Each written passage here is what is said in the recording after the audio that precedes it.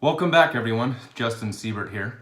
In the last video, I covered my background, history, kind of ran through my resume to paint a picture on who I am and what I've done over the years relative to leadership.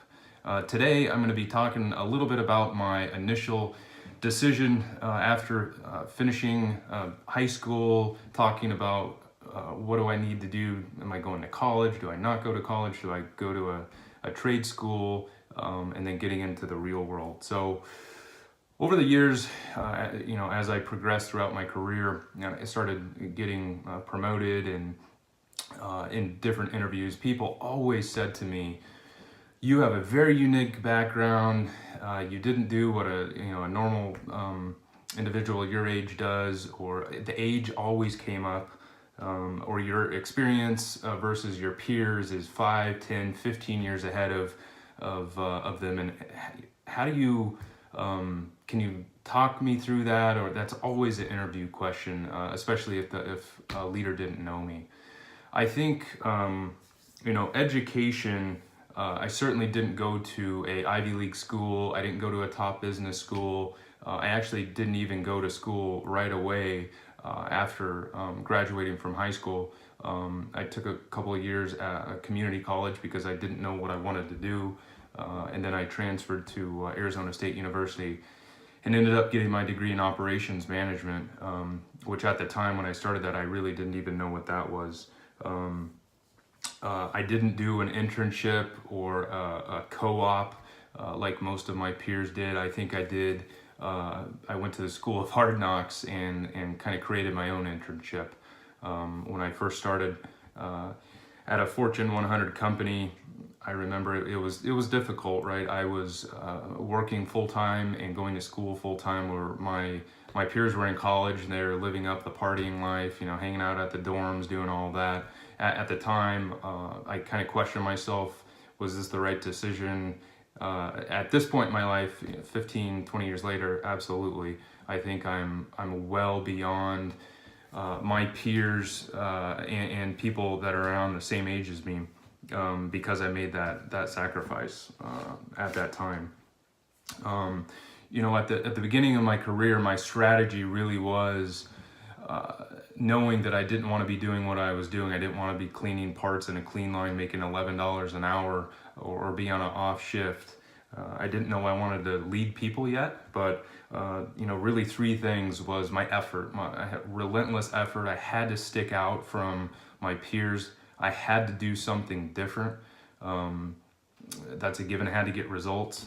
And a big one that somewhat goes unnoticed these days is networking. I was doing things some of my peers didn't do. I remember seeing supervisors or managers, site leaders, plant managers at the time, and thinking, what do I need to do to be in their seat one day? What did they do to get there? And just thinking they are so far ahead of where I was at the time. I would schedule meetings with people 3, 4, 5 levels up for me, senior managers, directors, vice presidents, ask them if they wanted to get a cup of coffee with me. I was doing things people just frankly didn't do at the time that were around my age. And sometimes, I would say more often than not, those leaders were taken by surprise in a good way, and really took the time to meet with me, even though they're very busy people. I think they saw something different in me.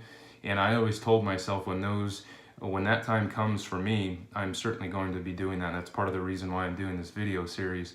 But I would say in the last 5 or 10 years, I have gone out of my way for when I see either younger professionals or peers, people I work with, friends, ask me for advice, or what would you do in this situation? Hey, can you mentor somebody?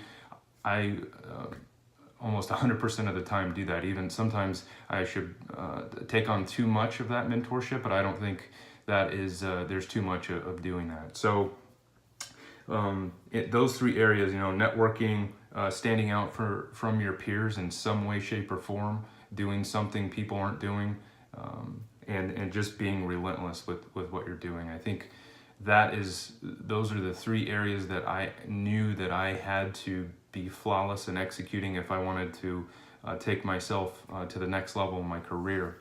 Another question I'm asked quite a bit is how did you come up with your career plan, or your what was your strategy in your career? What did you know you wanted to do? And frankly, I didn't have some mathematical engineering equation of what I wanted to do, but I know at the time I didn't, at least. But once I kind of had a couple of different jobs, and I saw, okay, I need to lead people, supervise people, manage people. I don't really like saying the word manage, but lead people when you're doing their reviews and, you know, vacations, attendance, and leading a department.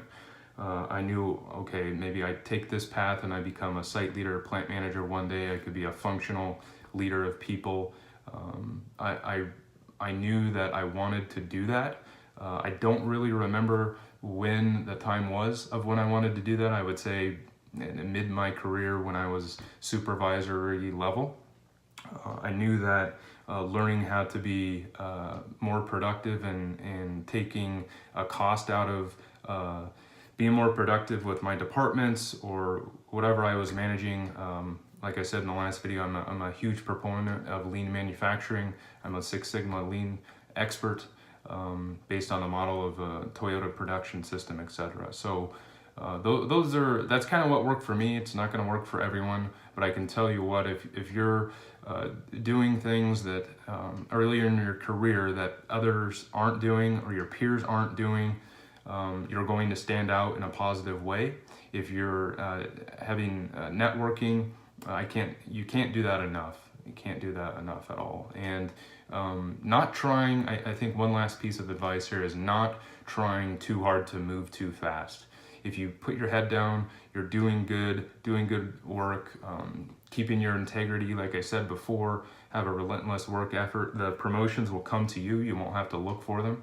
You don't want some leaders look at that in a negative way for trying to move too fast. But I promise you, if you're doing what you can, trying as hard as you can, trying to stand out from the crowd, the promotions will come, and people will see you for doing that. So in the next video, I'm going to cover respect, and what it means to gain that respect, and what it means to provide it to others earlier in your career. That will be a needle mover for you or others on how to get past that, because one big philosophy of mine is having that respect, gaining that respect, and it's a huge enabler in your career to get you to where you need to be. So if you value the content I'm providing and enjoy this video series, please remember to click like, follow me, and hit that notification button, subscribe to my page. I certainly appreciate that. And I'll, like I said before, try to put these out weekly, if not a little bit more frequently, in terms of leadership. Okay? Thank you, and we'll talk soon.